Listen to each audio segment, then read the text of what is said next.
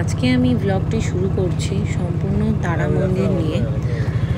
পশ্চিমবঙ্গের বীরভূম জেলা রামপুরহাট শহরের কাছে অবস্থিত একটি ক্ষুদ্র মন্দির নগরী, সেটি হলো তারাপীঠ। এই শহরটি হলো তান্ত্রিক দেবদেবী ও তারা মন্দির সংলগ্ন শ্মশান ক্ষেত্রের জন্য বিখ্যাত। হিন্দুদের বিশ্বাস এই মন্দির ও শ্মশানের পবিত্র তীর্থক্ষেত্র। এই স্থানটির নাম এখানকার ঐতিহ্যবাহী তারা আরাধনার সঙ্গে যুক্ত ছিল। আমি আমার এই ভিডিওতে সম্পূর্ণ তারাপীঠের ডিটেলস এবং আমরা কোথায় থাকছি, কি করছি, কোন কোন স্পট ঘুরছি, সমস্ত ডিটেলস আমি তুলে ধরবো। এছাড়াও এখানে ইসকনের বীরচন্দ্রপুরের মন্দির সংলগ্ন সমস্ত বিষয় আমি আপনাদের সাথে শেয়ার করব। তাছাড়া সাধক বামাখ্যাপার মন্দির এবং বাড়ি সমস্ত ডিটেলস আমি আমার ভিডিওতে তুলে ধরবো। তার জন্য আমার ভিডিওটা না টেনে সম্পূর্ণ ভিডিওটা আপনারা দেখুন এবং প্লিজ ভালো লাগলে like, comment, share and subscribe করবেন। আমার ভিডিওটা যদি আপনাদের ভালো লাগে তো আপনারা প্লিজ ভিডিওটা পুরোটা দেখবেন। আপনাদের কাছে অনুরোধ রইল আমার ভিডিওটা পুরোটা দেখার জন্য। তাহলে আপনাদের তারাপীঠ সম্পর্কে একটা সাধারণ ধারণা হয়ে যাবে। তো আপনারা কিভাবে যাবেন, কি করবেন, কোথায় থাকবেন, কি করবেন, সমস্ত আইডিয়া আপনাদের হয়ে যাবে। তো ভিডিওটা দেখতে থাকুন।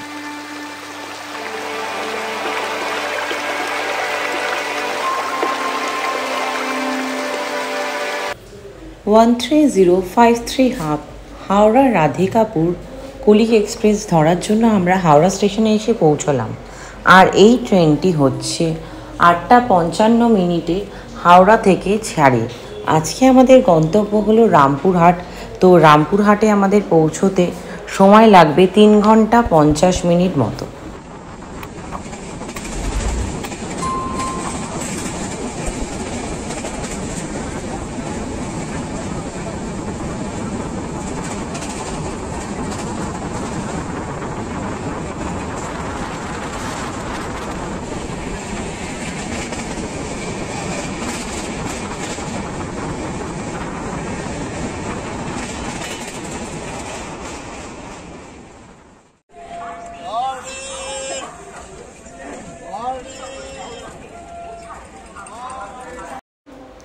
নির্দিষ্ট সময় থেকে 5 মিনিট লেটে আমরা রামপুরহাট স্টেশনে এসে পৌঁছলাম।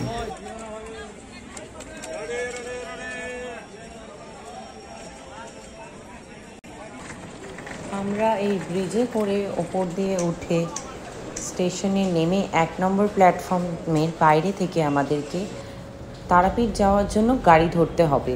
তো তাই জন্য আমরা বাইরে বেরোচ্ছি।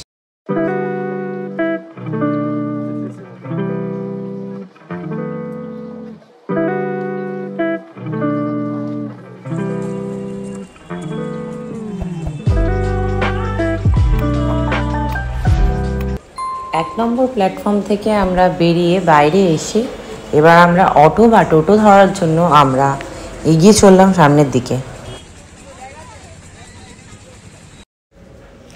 এই সামনেই যে অটো স্ট্যান্ড রয়েছে, এই অটোগুলো কিন্তু তারাপীঠ চলে যাচ্ছে এবং এর ভাড়া কিন্তু জনপ্রতি 40 থেকে 50 টাকা। তো আপনারা যদি গ্রুপ এসে থাকেন তাহলে আপনারা পুরো অটোটাকে বুক করে নিতে পারেন। সেক্ষেত্রে আপনারা কথা বলে কিছু দাম দর করে নেবেন, তারপরে অটোয় উঠে পড়বেন। রামপুরহাট স্টেশন থেকে তারাপীঠের দূরত্ব হচ্ছে প্রায় 9 কিলোমিটার মতো। তবে এখন আমি দেখছি রাস্তাঘাট অনেকই সুন্দর হয়ে গেছে। এর আগে 10 বছর আগে আমি তারাপীঠে এসেছিলাম, তারপরেও আমি আরেকবার এসেছিলাম তারাপীঠে, প্রায় সেটাও 5 বছর আগে। তো এখন দেখছি রাস্তাঘাট অনেকই সুন্দর হয়ে গেছে। আশা করি রাস্তায় আসতে আপনাদের কোনো অসুবিধা হবে না, খুব ভালোভাবেই আপনারা আসতে পারবেন।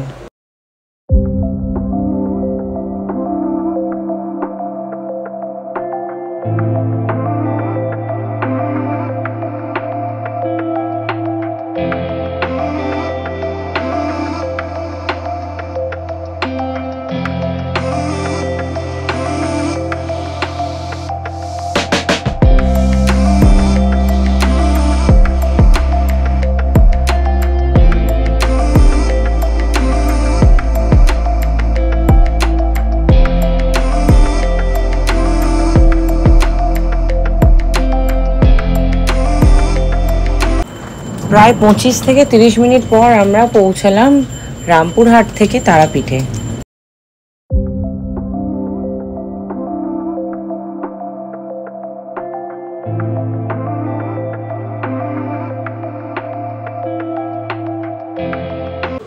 তারাপীঠে এসে আমরা হোটেল ব্লু স্টারে উঠেছিলাম। এই যে এনাকে দেখতে পাচ্ছেন, ইনি হচ্ছেন হোটেলের ওনার। এনার নাম হচ্ছে জয়ন্ত রায়। আপনারা যদি কখনো তারাপীঠে আসেন তাহলে এনার সাথে যোগাযোগ করতে পারেন। আর এই হোটেলটা খুব বেশি দূরে না, তারাপীঠের গেট থেকে ঢুকেই বাঁ দিকেই পড়ে ব্লু স্টার বলে হোটেল।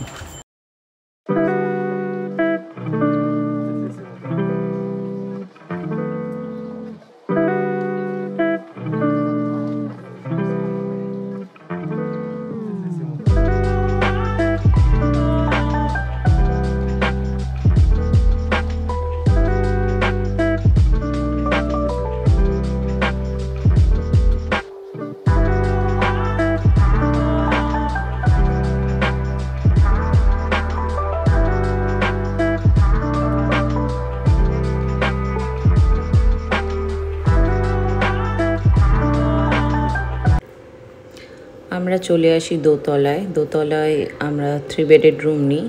আর এই যে খাটটা দেখছেন, এটাতে দুজন অনায়াসে শুয়ে পড়তে পারবে।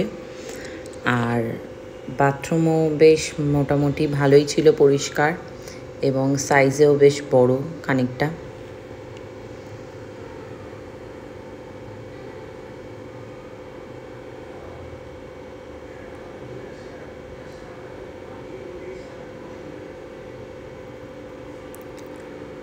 বসার জন্য এখানে সিটিং অ্যারেঞ্জমেন্ট করা ছিল, সোফা কাম বেড, টি টেবিল।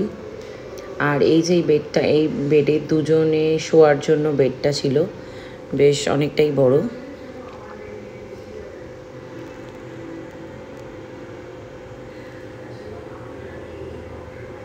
আর এই পাশে যে বেডটি ছিল এটাও বেশ বড়, এটা 3 জন নিয়ে অনায়াসে শুতে পারবে।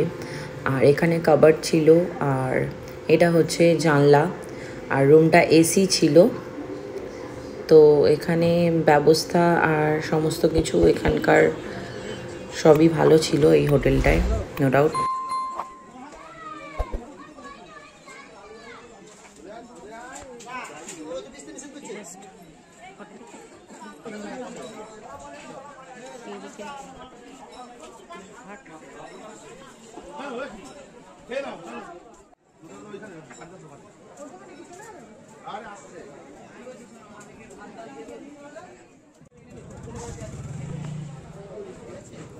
আমরা রুমে লাগেজ রেখে কোনো রকমে ফ্রেশ হয়েই আমরা বেরিয়ে যাই তারাপীঠ মন্দিরের উদ্দেশ্যে, কেননা ভীষণই ভিড় হবে। তো কালকে আমাদের অন্য প্ল্যান আছে আরও কিছু সব দেখার, তো সেই জন্য আমরা চলে আসি তারাপীঠ মন্দিরে। এটা হচ্ছে মূল প্রবেশপথ। আমরা এই গেট দিয়েই ভিতরে যাব মায়ের কাছে।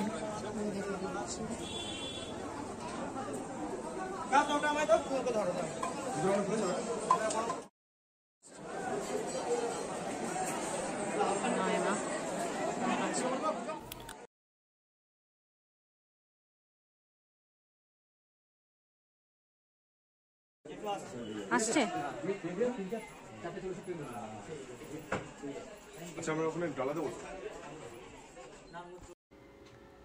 ইনি হলেন তপন চক্রবর্তী। আপনি এখানে এনার কাছেই পুজো দিই, তো আপনারা চাইলে এনার কাছে এসে পুজো দিতে পারেন। এটি হচ্ছে 15 নম্বর স্টল। আর ইনি আমাদের খুব ভালোভাবেই পুজো করিয়ে দেন। তারাপীঠ হলো সিদ্ধপীঠ, তো মাকে পুজো দেবে বলে প্রচুর ভক্তের ভিড় হয় আর ভীষণ লাইনও পড়ে। তো আমরা আস্তে আস্তে এগিয়ে চললাম তপনবাবুর সাথে মন্দির প্রাঙ্গণে পুজো দেওয়ার উদ্দেশ্যে। তো এখানে 3টি লাইন হয়, একটি হলো জেনারেল লাইন, আরেকটি হলো 300 টাকার বিনিময় এবং আরেকটি লাইন হচ্ছে 500 টাকার বিনিময়। 300 টাকার বিনিময়ে যে লাইনটি হয় সেটি ভিড় কম হয়, আর যেটি 500 টাকার বিনিময় সেটি আরও ভিড় কম হয়। এবং আমরা যেই লাইনটিতে দাঁড়িয়ে মাকে পুজো দিয়েছিলাম সেটা হলো 300 টাকার বিনিময়। তো সেখানে আমাদের ম্যাক্সিমাম টাইম লেগেছিল 1 ঘন্টা। তার মধ্যেই আমরা খুব ভালোভাবে মাকে দর্শন করতে পারি এবং খুব ভালোভাবেই পুজো দিই। এবং ওদেরকে ওখানে বললে ওরা আমাদের ফটো তোলার বন্দোবস্ত করে দেয় মায়ের। তো আমার এটা খুবই ভালো লেগেছে।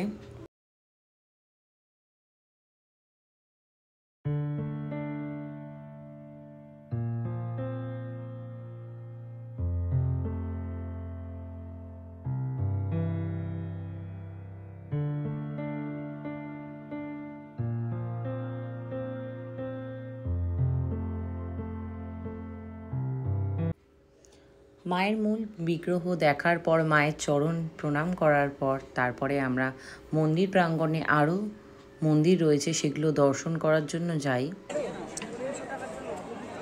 এবং প্রতিটি পীঠস্থানেই একটি করে ভৈরব রয়েছে। আমরা ভৈরবের মন্দিরও দর্শন করতে যাই।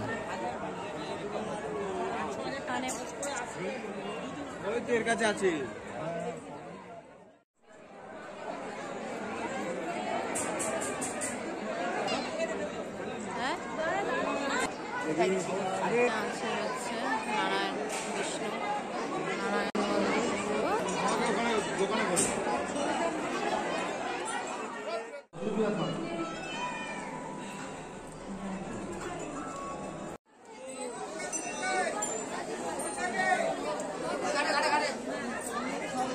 এখানে ঘাট।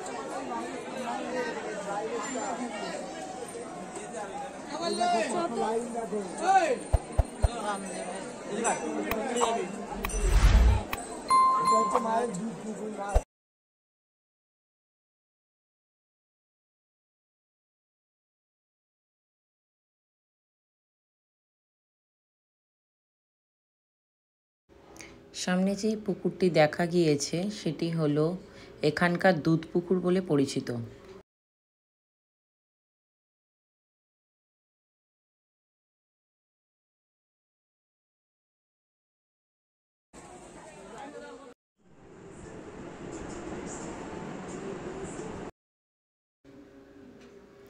মায়ের পুজো দেওয়ার পর আমরা হোটেলে এসে মায়ের প্রসাদ গ্রহণ করি, এবং তপনবাবুকে বলে রেখেছিলাম আমরা আগে থেকেই, তো উনি প্রসাদের বন্দোবস্ত করে দেন আমাদের।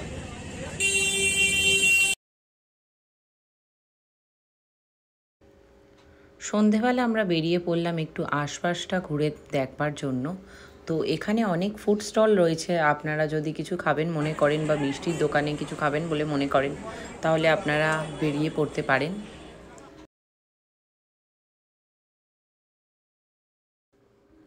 এরপর আমরা এখান থেকে একটি অটো ঠিক করে বেরিয়ে পড়লাম বীরচন্দ্রপুরের উদ্দেশ্যে।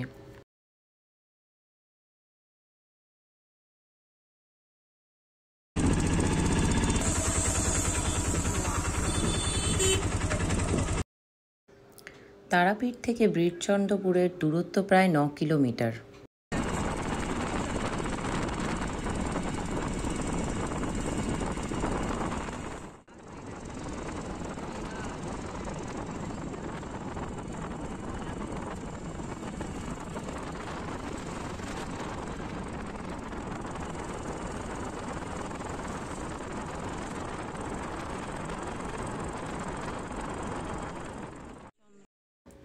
আমরা বীরচন্দ্রপুরে এসে পৌঁছলাম প্রায় 20 থেকে 25 মিনিট পর।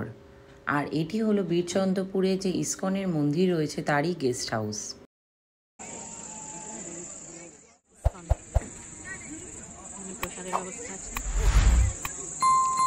এটি হলো এখানকার ইসকনের মন্দির, আর মন্দিরের বাইরের কারুকার্য অত্যন্ত সুন্দর।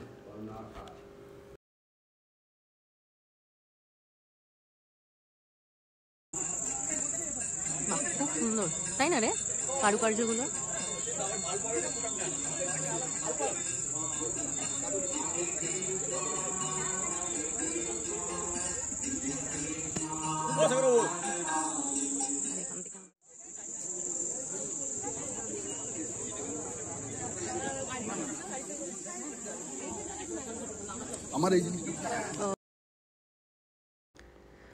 মন্দিরের বাইরে আপনারা এরকম স্টল থেকে মন্দিরের প্রসাদ পেয়ে যাবেন, প্রভুর প্রসাদ সংগ্রহ করতে পারেন এখান থেকে চাইলে।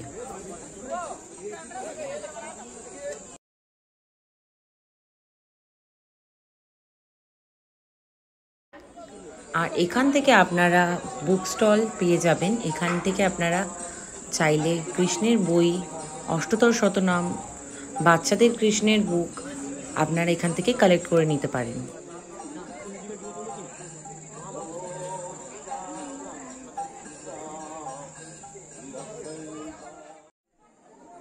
চলো।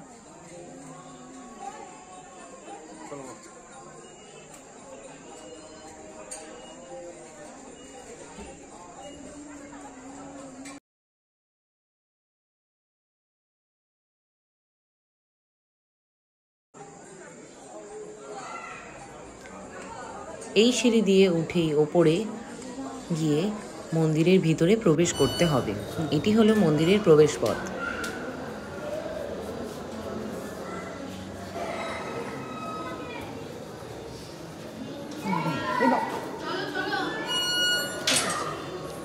মন্দিরের ভিতরে প্রবেশ করে দেখলাম মন্দিরটি অতি সুন্দর এবং রাধাকৃষ্ণকে অতি সুন্দরভাবে শৃঙ্গার করা হয়েছে এবং ভিতরে ঢুকতে ডান দিকে শ্রী প্রভুপাদের বিগ্রহ রয়েছে।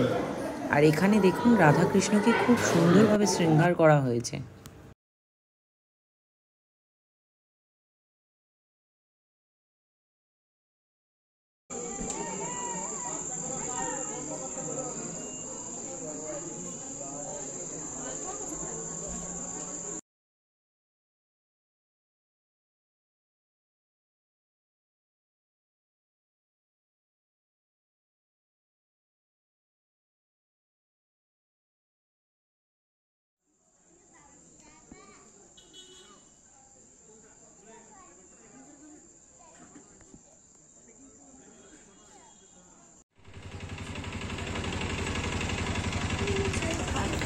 ইসকনের মন্দির থেকে আমরা বেরিয়ে চলে এলাম শ্রী শ্রী নিত্যানন্দ প্রভুর জন্মস্থানে।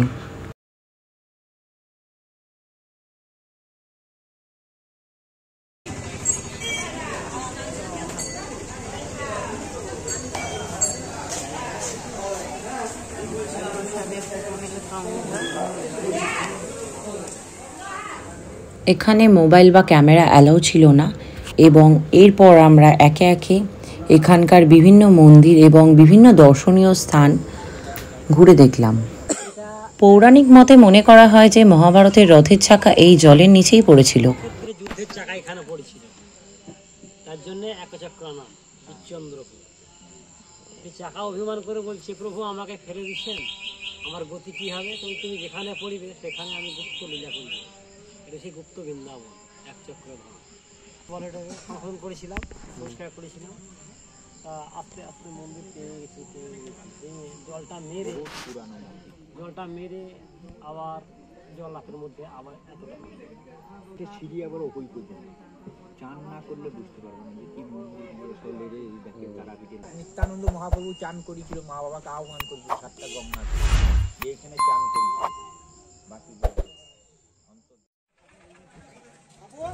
এখানে বিভিন্ন মন্দিরগুলির কারুকার্য অত্যন্ত সুন্দর। এর আগে যে আমি ইসকনের মন্দিরে গেছিলাম সেখানে ভিতরে ক্যামেরা অ্যালাউ ছিল না, তাও আমি আপনাদের জন্য লুকিয়ে লুকিয়ে আমার ক্যামেরায় আপনাদের সামনে রাধাকৃষ্ণের বিগ্রহের ভিডিও করে দেখাই এবং ভিডিওটা আপনাদের সামনে তুলে ধরি।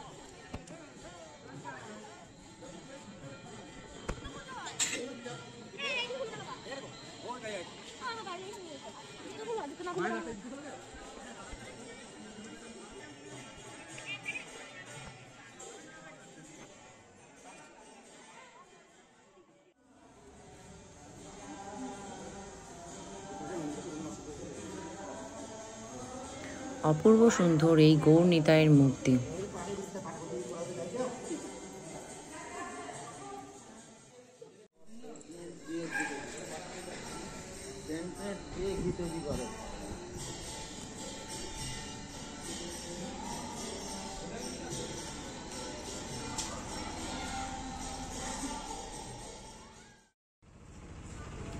বীরচন্দ্রপুর থেকে আমরা বেরিয়ে এগিয়ে চললাম আটলার উদ্দেশ্যে, যেখানে আমরা দেখব সাধক বামা খাপার জন্মস্থান জন্মভিটে।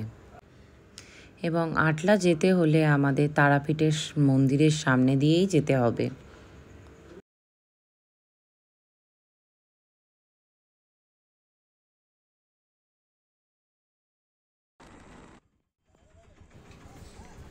আটলাতে আমরা নেমে সামনেই দেখতে পেলাম মা কালীর একটি মন্দির। তো মা কালীর দর্শন আমরা করে নিই। এরপরে এই সামনেই রয়েছে একটি সাইনবোর্ড, এই সাইনবোর্ড অনুসরণ করে এগিয়ে চললে আমরা দেখতে পাবো সাধক বামা খাপার জন্মভিটে, অর্থাৎ তার মাটির বাড়ি।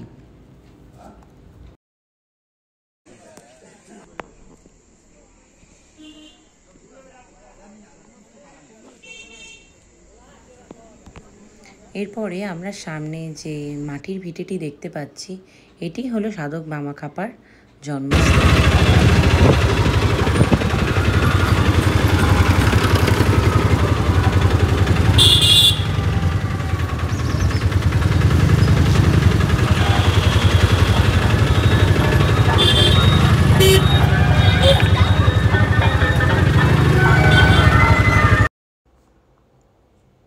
এরপরে আমরা চলে আসি তারাপীঠে। তারাপীঠে এসে আমরা মন্দির প্রাঙ্গণে অনেক ফুড স্টল, অনেক দোকান রয়েছে, সেগুলো ঘুরে দেখতে থাকি। এবং এখানে আপনারা পেয়ে যাবেন ঠাকুরের কাঁসা পিতলের বাসন, ঠাকুরের নিত্য প্রয়োজনীয় জামা কাপড়, ঠাকুরের বিভিন্ন সাজ সরঞ্জাম। তো আপনারা যদি কাউকে কিছু গিফট করতে চান বা কাউকে কোনো কিছু উপহার দিতে চান, তাহলে আপনারা এখান থেকে আপনাদের যা যা সামগ্রী লাগবে কিনে নিতে পারেন, বা পুজোর জন্য যে কোনো সামগ্রী আপনারা এখান থেকে পেয়ে যাবেন। ভিডিওটা কিন্তু হেভি হচ্ছে, কিন্তু ডিএসএলআর টাইপের ভিডিও হচ্ছে।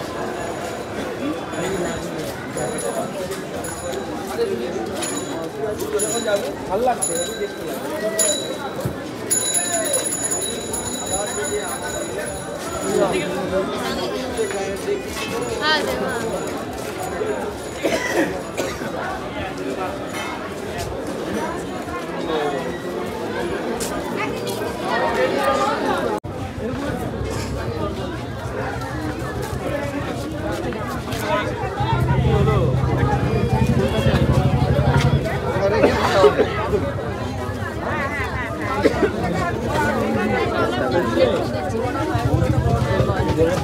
বোতলগুলো কি দাম জিজ্ঞেস করেন কিরকম দাম?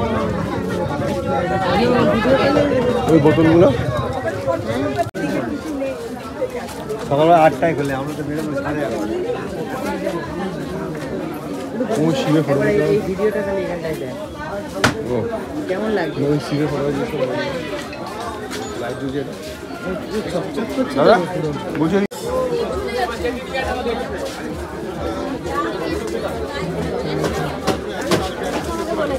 যা কিনবে তাই কিনে দেবো।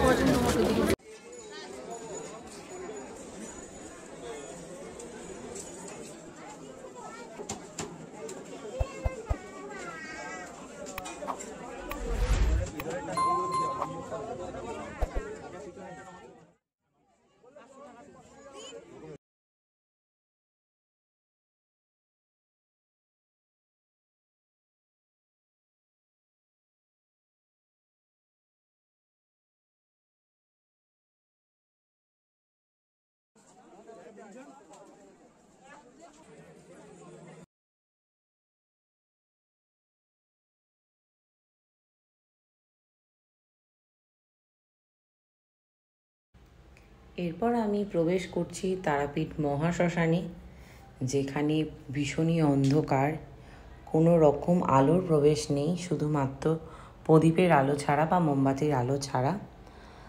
আর একটা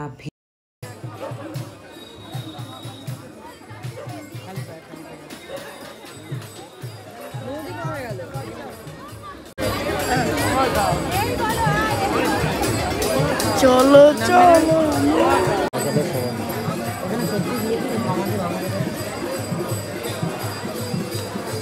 দুপুরে না গিরতে গিরতে বাচ্চা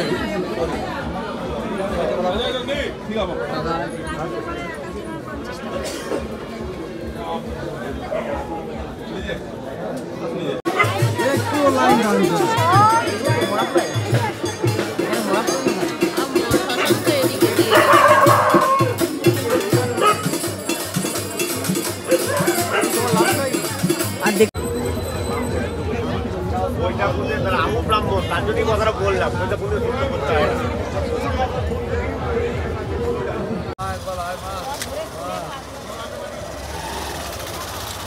চলো।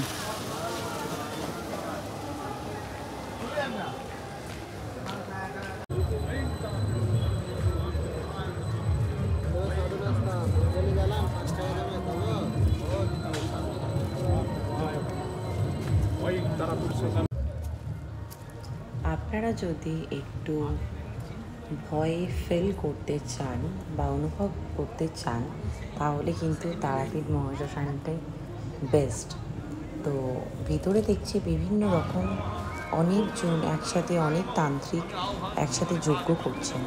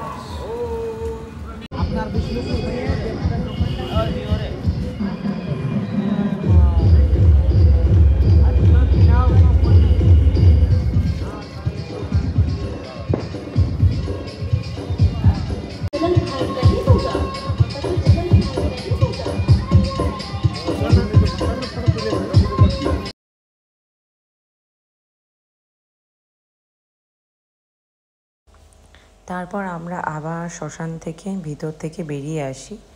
এবারে আমরা একটু বাইরে যাব, আর এখানে যেখানে প্রদীপ জ্বালছে সবাই, সেখানে সকালবেলা বলি দেওয়া হয়।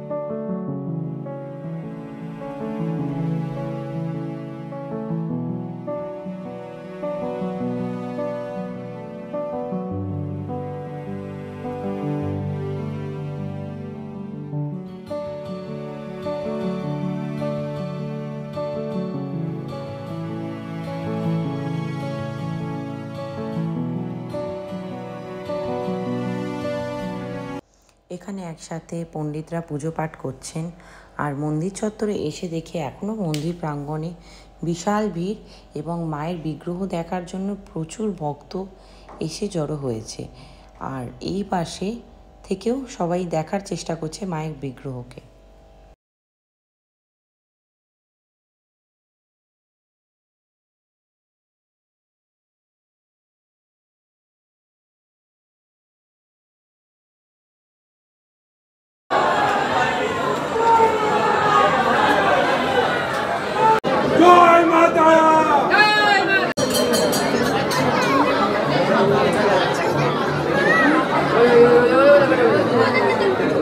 দেখো, দেখা যাচ্ছে।